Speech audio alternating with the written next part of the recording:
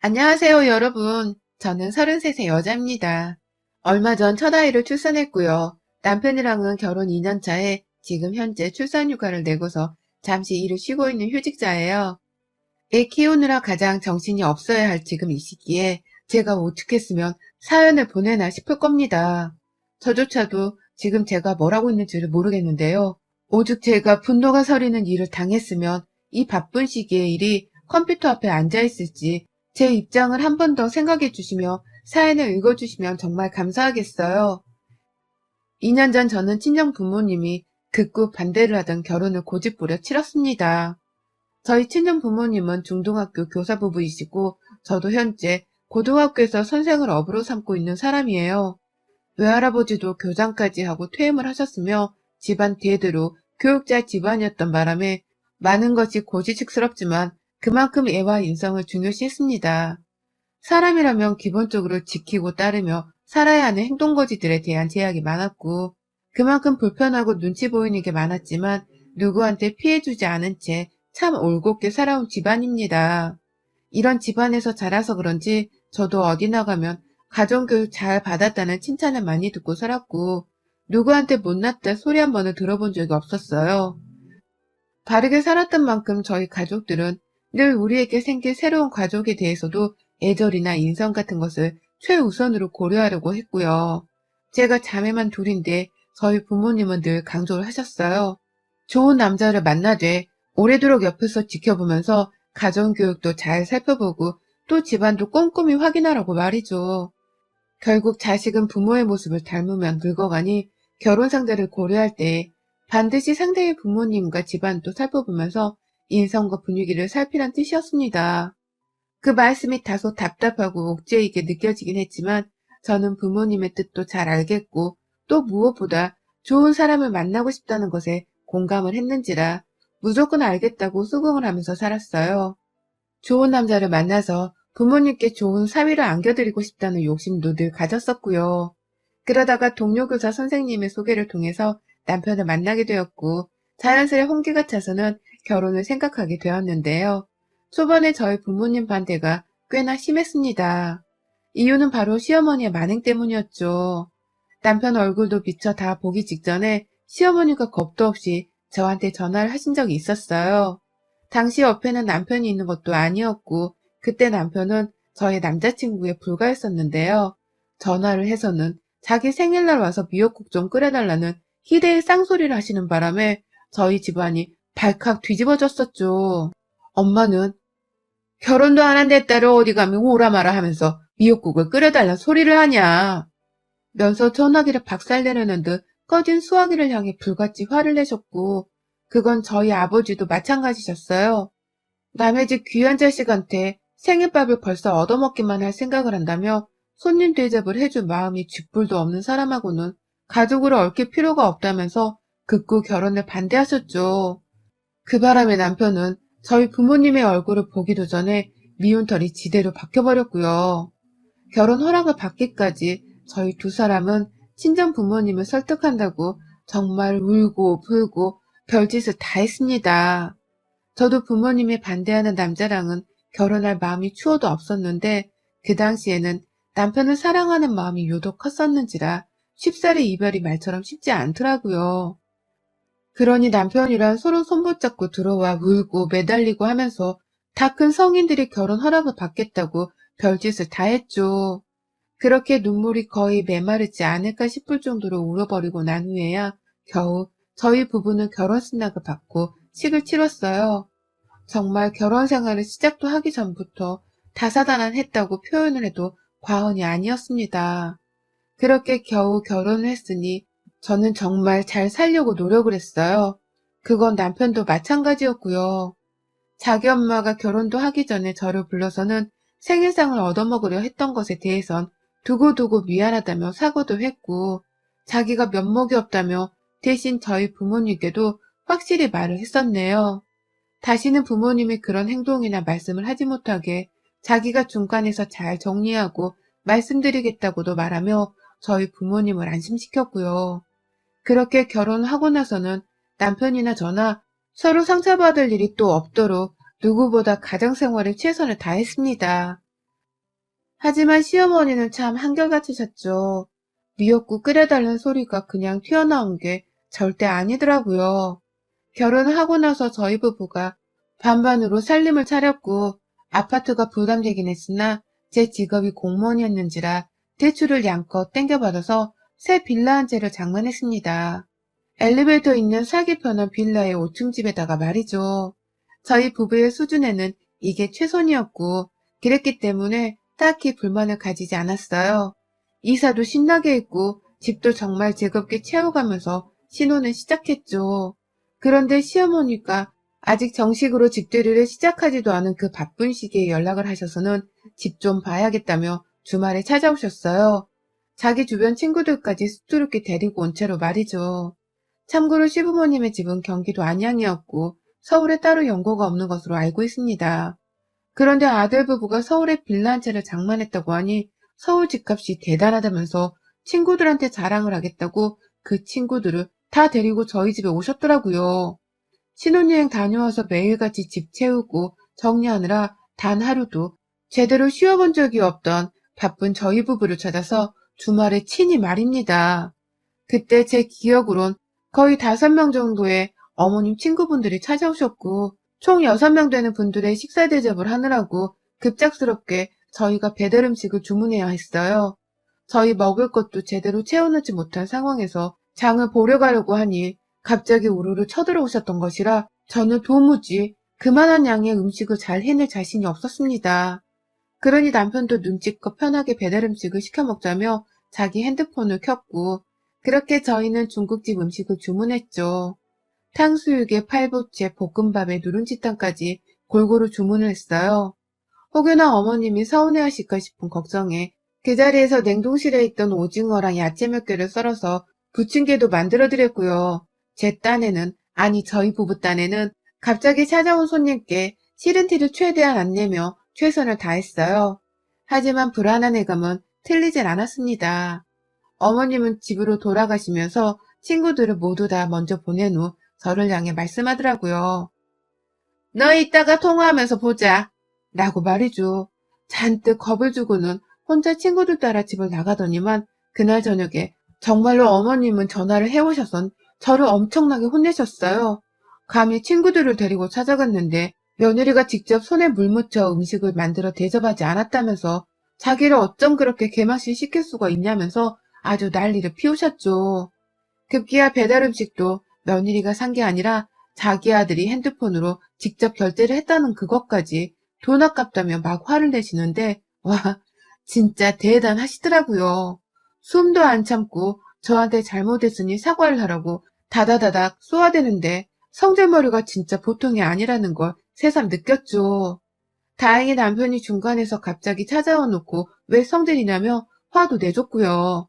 저는 저대로 너무 어머님이 경없게 구는 게 분명했기 때문에 학생을 타이르는 듯 제 딴엔 분명히 말씀을 드렸습니다. 그렇게 갑자기 집에 찾아와 놓고서 맞벌이로 일하고 있는 저희한테 음식을 바라시면 안 되죠, 어머님. 하다못해 친구 집을 가더라도 미리 양해를 구하고 가는데 가족들끼리도 최소한의 애인을 지켜야 한다고 생각합니다. 다음에는 미리 연락을 주시고 오시면 제가 맛있는 곳 꼭 차려드릴게요. 라고 말입니다. 그러니 어머님은 며느리가 가르치려 든다면서 듣기 싫다는 소리를 하다 전화를 끊으셨고요. 문자로 다음에 또 갈 거니까 그때 두고 보자. 라고 하면서 답장을 또 남기셨답니다. 물론 그 문자에 저는 익십을 했고요. 그 후 시어머니는 참 대단하셨어요.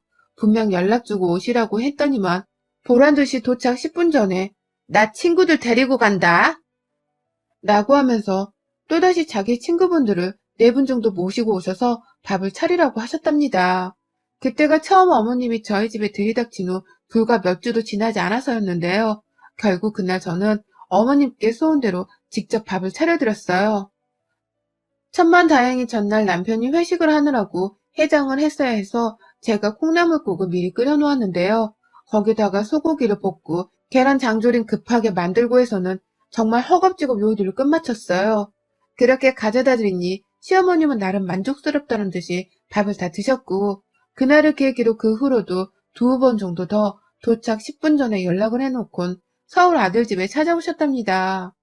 그때부턴 더 이상 친구분들을 데리고 오진 않았어요. 그런데 집안에 쳐들어온 어머님을 대하는 전 늘 지옥을 걷는 기분이었습니다. 딱히 하시는 일이 없는 가정주부로 일하고 계셨던 어머님은 시간이 남아 도시는 건지 서울 아들집 소식을 늘 궁금해하셨고요. 교사 며느리는 일하기 편하고 수월하지 않냐면서 제가 고생해서 하는 일을 늘 우습게 여기기도 하신 채로 불러대셨죠. 교사니까 방학 때 놀지? 라고 하면서 방학에는 아예 시댁에 와서 눌러 살라는 식으로 짐을 싸서 오란 소리도 하셨었고요. 교사니까 야근도 없을 거 아니야? 라면서 평일에도 밥 먹으러 오라거나 밥 먹으러 가도 되냐고 불러내려 하셨습니다. 교사니까 애들 가르치는 것 말고는 하는 게 없다는 식으로 말씀을 하시면서 말이죠. 그러니 제가 복장이 터질 것 같은 채로 늘 어머님, 교사가 일하기 쉽다는 건 옛날 말이죠. 애들 입시 준비에 야근하는 날도 많고 신경 쓸 것도 얼마나 많은데요. 저는 좀 쉬어야 하니 다음번에 찾아뵙도록 하겠습니다. 라면서 거절 의사를 밝혔네요. 다가오는 명절에 찾아뵙겠다는 소리를 해가면서 조금씩 만남을 뒤로 미뤘어요. 그마저도 어머님이 불쑥 집으로 오고 싶다고 하면 초대를 해야 했는지라 억지로라도 배워야 하긴 해서 별다른 건 없었지만 말이죠. 그렇게 저는 살면 살수록 저희 친정 부모님께서 왜 그토록 시어머니 되실 분에 대해 경계를 하면서 이 결혼 자체를 반대하려 하셨는지에 대해서 아주 속 시원히 이해를 할 수 있었습니다. 왜 결혼을 하고 나서야 이런 걸 이해할 수 있게 되었는지에 대해서는 저도 너무 미련스러워 더는 스스로를 탓하기를 힘들었네요. 그냥 이미 저질러진 일이라면서 남편을 보며 견뎌내는 수밖에요. 딱 그러는 찰나에 제가 임신을 하게 되었고 얼마 전 명절 땐 정말 막달의 임산부였습니다. 첫 아이였기 때문에 친정이며 시댁이며 정말 많은 관심을 받으며 태교를 했어요. 제가 만석이 될 때까지도 어머니께서는 며느리에 대한 관심을 영 끊어내지 못하셨답니다. 저도 이제는 휴직을 하고서 주부로 지내고 있는 사람이기에 이런 말까지는 하고 싶지 않았지만 어머님은 정말 할 일이 더럽게도 없는 사람 같아 보이곤 하셨어요. 만삭인데도 열심히 출근을 해가며 출산 준비를 하고 있는 며느리를 도대체 내버려 두려 하질 않으셨죠. 꼭 며느리 손에 주기적으로 밥도 얻어먹으셔야 했고 서울 사는 아들 집에 떵떵거리며 찾아와서는 서울에 집이 있다는 기분도 만끽을 해야 직성이 풀리는 분 같았어요. 제 배가 계속해서 불러오는 걸 두 눈으로 직접 확인을 하면서도 넌 교사니까 네 몸 관리를 어려우니 알아서 잘하겠니? 라는 말을 하면서 조금 더 움직이라며 제게 왔다 갔다 일을 시키기도 하셨습니다. 하루는 집에 와 몸이 너무 땡겨서 좀 쉬려고 누웠더니 넌 내가 너 보려고 기껏 찾아봤더니 그냥 누워버리고 참 섭섭하다 야 라고 하면서 토라진 바람에 제가 억지로 또 일어나서는 시부모님 앞에서 말동무를 하고 얘기를 들으며 시간을 보낸 적도 있었네요. 물론 그때 남편은 야근을 하느라 집에 없었고 저는 꼼짝없이 시부모 앞에 잡혀선 시간을 보내다가 남편이 퇴근하자마자 집에 가자고 시부모님을 데리고 나가줘서 겨우 살았습니다. 참 임신한 기간 동안 크고 작은 별스러운 일들이 참 많이도 있었네요. 그러다가 이번 추석 제 출산 예정일과 추석이 겹치는 바람에 당연히 시댁에 가지 않는다는 생각을 하면서 직장에도 육아휴직을 신청했습니다. 그리고는 일주일 전부터 계속 집에서 몸 챙기고 뱃속 신호를 살피면서 출산을 무사히 할 준비를 하고 있었죠. 서울에 사시는 친정 부모님께서도 당연히 제가 명절은 출산 준비로 시댁에 안 간다는 전제하에 연락을 해오시며 잘 챙겨주고 있었고요. 그런데 남편이 먼저 말을 꺼낸 건지 시어머니께서 야, 너 이번 명절에 안 온다고? 하면서 연락을 해오셨어요. 화들짝 놀란 사람처럼 어떻게 명절에 시댁을 안 와? 얘는 여기서도 나을 수 있는 건데 너 지방병원 무시하니? 서울병원만 병원이야? 왔다가 얘네가 신호가 오면 여기서도 병원 가면 그만이니 당장 올 준비나 해라. 나 참 기가 막혀서 애 낳는다고 명절에 안 오겠단 며느리는 건너 네가 유일할 거다. 라고 말씀을 하셨죠. 그래서 제가 다니는 병원에서 출산을 하면 선생님도 저를 잘 아시고 그래서 좀 더 안전하게 라면서 서울집에서 출산을 기다리고 싶다는 말씀을 드렸는데도 시어머니는 아니 됐다고 오라고 딱 기다리고 있을 테니까 네 신랑한테도 그렇게 전해라. 뭔 말 같자는 말을 이렇게 당당하게 하는지 원. 라면서 제 말을 잘라먹은 채로 자기 할 말만 하셨습니다. 거의 30분 정도를 제가 수화기 너머로 시어머니께 혼이 났고 무조건 시댁에 오는 걸로 알고 있겠다는 말씀을 재차 하고는 전화를 끊으셨어요. 그러니 남편도 그렇고 저도 그렇고 둘이서 얼마나 깊은 생각에 잠겼는지 몰라요. 당연히 임산부 몸을 생각해서 안 가는 게 맞는데 갔다가 출산 신호가 오면 얼마든지 근처 병원으로 갈 수도 있는 거라면서 시어머니가 또 전화를 하셔서는 남편을 설득하고 저를 혼내느라 저희 두 사람은 정신이 정말 온전치 못했습니다. 안 가는 게 당연하다는 이 생각 자체가 혹 틀린 게 아닐까 하는 가스라이팅을 당했네요. 당시에 저희는 그 사실을 전혀 모른 채 그냥 일방적으로 화를 내면서 아들이 보고 싶은데 안 오려 한다며 저를 죽일 며느리 취급하는 시어머니가 너무 무서웠어요. 그러니 악을 쓰면서 명절을 맞아 시댁을 찾아갔네요. 혹여나 차가 밀려서 도로 한가운데 갇혀있다가 출산 신호가 올까봐 일부러 남들 다 시골에 내려가고 난 후에 월요일 저녁에 늦지막히 시어머니 댁으로 출발을 했습니다. 저는 내내 불안했는지라 담당 의사 선생님께도 미리 말씀을 드린 후 시댁 근처에 있는 병원으로 출산 정보를 인계해 주도록 부탁드렸고 어찌저찌 선생님께서 찾아보겠다고 애매한 확답을 주신 바람에 계속 불안감에 떨면서 차에 올랐어요. 그 순간 이렇게까지 불안한데 시댁을 꼭 가야만 하는 제 팔자가 너무 기구하게 느껴지더라고요. 하지만 별 수 없었습니다. 저도 그만 시어머니 닭다리에 너무 짜증이 나서는 체념을 해버리고 만 단계였거든요. 그런데 생각보다 차는 계속해서 막히고 있었고 한참 고속도로 위를 달리다가 막 안양에 진입하려는 그때 아프싸 제 배에서 신호가 왔습니다. 얘가 나오려는 그 신호 말입니다.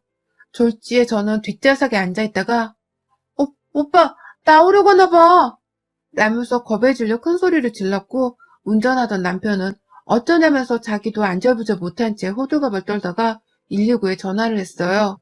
양수가 터졌는데 그 순간 저도 이게 무슨 일인가 싶어서 겁이 너무 났고 이성적이지 못한 채로 어떡해 나오려나 봐. 그러니까 내가 안 간다고 했잖아. 내가 안 간다고 했잖아. 라면서 엄한 차 시트를 쳐대면서 어쩔 줄을 몰라 했습니다. 겁나서 눈물은 당연히 터졌고 급기야 남편은 도움을 요청한다면서 길 한가운데에 세워놓고 막 지나가는 차량에 손을 흔들다가 그 순간 119가 도착했어요. 그 덕분에 119를 포함해서 지나가다 뭔 일인가 싶어 차를 세워주신 다른 분들도 저희 근처를 둘러쌌고 저는 차 안에서 내내 비명을 지르며 결국 구급 차량에 옮겨지지도 못한 채 몸을 뒹굴었어요. 거의 실신할 지경으로 몸을 뒹굴다가 들것 같은 곳에 실려선 구급 차량으로 한참 뒤 옮겨졌고 거기서 얘를 낳았어요. 순간 이 상황에서 욕이 튀어나오는 건 왜일까요? 저 진짜 선생을 업으로 삼는 부모님의 자식으로서 그리고 선생을 업으로 삼고 있는 나 스스로에게 욕 보이고 싶지 않아서 욕을 안 쓰고 살았는데 이 순간만큼은 그때 생각하면 가진 욕이 다 튀어나오려 해요. 저는 우라지 우리 시어머니 때문에 시댁을 기웃고 가다가 양수가 터졌고 도로 한가운데에 차를 정차하고는 거기서 진통을 겪다가 겨우 구급대원 차량에 실려가 그 안에서 일을 낳았습니다. 그 사이 차량은 병원으로 쏜살같이 달렸음에도 불구하고 체감상 거의 30분이 넘도록 제가 구급 차량 안에 있었던 것 같아요.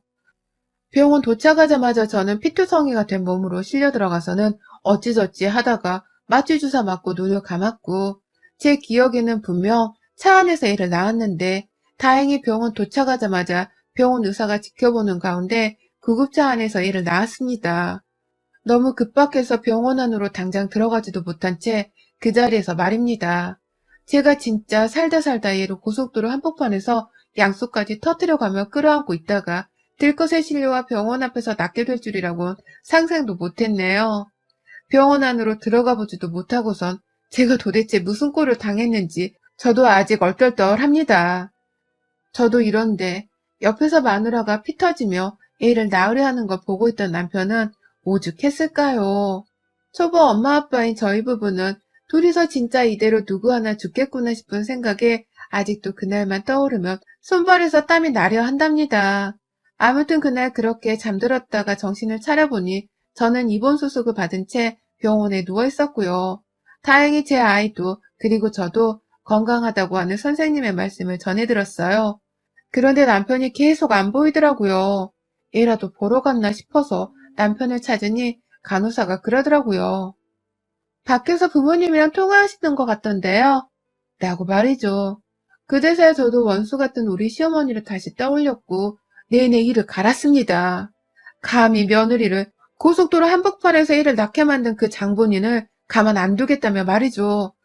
그런데 그때 병실 안으로 들어오는 남편의 수화기 너머로 언제 오냐고! 라는 시어머니의 아주 칼칼한 외침이 들렸어요. 남편은 황급히 그 전화를 끊어버렸고요. 세상에 이제 보니 시어머니는 제가 길 한가운데서 애를 낳았다는데도 명절에 시댁에 안 오고 있다며 그걸 화내려고 남편한테 전화를 걸었나 보더라고요. 언제 오냐며 소리까지 질러댄 채로 말입니다. 그러니 누구야? 당신 엄마야? 지금 우리한테 집에 빨리 안 온다고 소리를 치신 거야? 라면서 재차 확인을 했고 남편이 우리 그냥 참자. 병원에서 퇴원하면 애 데리고 바로 집으로 돌아가자. 라면서 저를 달래려고 했는데 저는 남편의 전화기를 뺏어들었습니다. 지금 말 안 하면 복장이 터져서 퇴원이 영영 안 될 것 같다며 남편을 내쳤고요. 바로 시어머니께 전화를 걸었더니 어머님은 야, 너 이제서야 전화를 하냐? 내가 전화했더니 그렇게 안 받고서는 이제 와서 전화를 하면 어떡해? 애를 낳았으면 미리 연락을 하던지 왜 하필 지금 이 시기에 애를 낳아서는 너 때문에 내가 제사 준비 하나도 못하고 말이야. 그냥 기다리다가 허겁지겁 제사 준비하느라고 얼마나 힘들었는 줄 알아? 너 일부러 애를 이때다 싶어 낳은 건 아니니? 라면서 말 같지도 않은 소리를 하면서 저를 능욕하시더라고요. 누가 애를 고속도로 한가운데서 낳고 싶어 낳냐고요. 억지로 시댁에 끌려가고 있다가 목숨 걸고 손녀딸을 낳아줬더니만 제사 음식을 혼자 만들었다면서 따지고 들고 있으니 이게 사람인가 싶었습니다. 제 아이한테는 할머니 소리를 들을 자격도 없다고 생각을 했네요. 그러니 저도 그 자리에서 당신 입 안 다물어 진짜? 라며 반말을 시전하고 말았어요. 고삐 풀린 망아지가 되어 시어머니로 더 이상 어른 대접도 해주고 싶지 않았던 것입니다. 당신이 오라고 지랄을 해서 내가 출산날이 코앞인데도 갔잖아. 그러다가 애를 낳은 건데 당신이 출산한 며느리한테 그게 할 소리야? 내가 길 한가운데서 애 낳다 죽었으면 당신은 우리 부모한테 갈겨 맞아 죽었어. 어따 대고 제사 음식 혼자 했다며 따지고 들어? 지금이 어느 상황인데 제사 타령이야? 당신 내 새끼 보러 집에 오기만 해봐. 내 근처에 오기만 해봐. 진짜 내가 당신 가만 안 둘 거야. 당신 멱살 잡고 동네 한 바퀴 돌 거니까 집에 올 거면 각오해. 라고 했어요. 이거 말고도 수문역은 더 많이 했는데 숨 고르면서 절대로 내 눈앞에 나타나지 말라고. 나타나면 가만 안 둘 거라고 수화기 너머로 말세닥으로 날려버렸네요. 그러니 시어머니는 반말한다고 난리인데 기분이 많이 상했는지 말을 더듬었고 저는 저대로 할 말은 마저 다 하겠다면서 말세닥으로 계속해서 쏘아대다가 제 할 말을 다 하고 나서야 전화를 끊었습니다. 끊고선 남편한테 핸드폰을 전해주겠다며 손을 내미니 남편은 자기 핸드폰을 챙기지도 못하더라고요. 제가 지엄마한테 소리치는 그 모습을 결혼 후 생전 처음 봐서 남편도 당황을 한 것이었습니다. 솔직히 민망스럽긴 했는데요. 상관없었습니다. 우리 부모님이 이 결혼을 반대했을 때 그냥 하지 말았어야 했어. 당신네 엄마 진짜 최악 중에 최악이야. 라면서 남편 앞에서도 몇 분간 시어머니 욕을 아주 쉬지도 않고 날려버렸습니다. 그러니 남편도 다 죽다가 산 와이프랑 얘새끼가 불쌍했는지 제 앞에서 면먹었고 미안하단 소리를 하면서 시댁을 무조건 멀리하고 살자는 말을 해줬네요. 그 말에 저는 평생, 아니 나 죽을 때까진 진짜 니네 엄마 안 보고 싶다. 나 애 낳은 걸 우리 부모님이 보시면 니네 엄마 진짜 오늘이 제삿날일 텐데 라고 하면서 재차 화를 냈습니다. 그 후 저는 무사히 입원을 하다 퇴원을 했고 아이를 데리고서는 바로 친정으로 왔어요.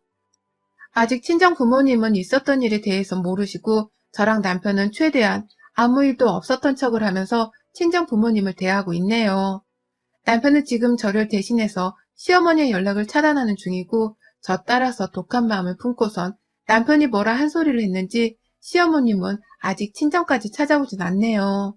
남편은 아무 일 없을 테니 마음 편히 먹고 쉬기만 하라며 저를 여전히 달래주고 있고요. 저 진짜 제 인생의 일을 이렇게 험난하게 낳게 될 줄은 꿈에도 몰랐습니다. 해보니 출산도 진짜 사람 하나 죽일 수 있겠을 만큼 위험천만한 일이더라고요. 그 위험천만한 일을 더욱 위험하게 벼랑 끝으로 내몰려 하셨던 우리 시어머니. 저 진짜 평생 시어머니한테만큼은 복수의 이를 갈며 무관심과 무시로 대응을 하려 합니다. 시어머니께는 며느리의 부재와 무시만큼 속 터지고 괴로운 게 또 없을 테니 말입니다. 어머님, 저 진짜 죽다 살아났어요. 어머님이 저 저승길 보낼 뻔한 거 절대 잊지 않고 살겠습니다. 이제 저도 바보처럼 어머님 시키는 대로 하면 살지 않을 거예요.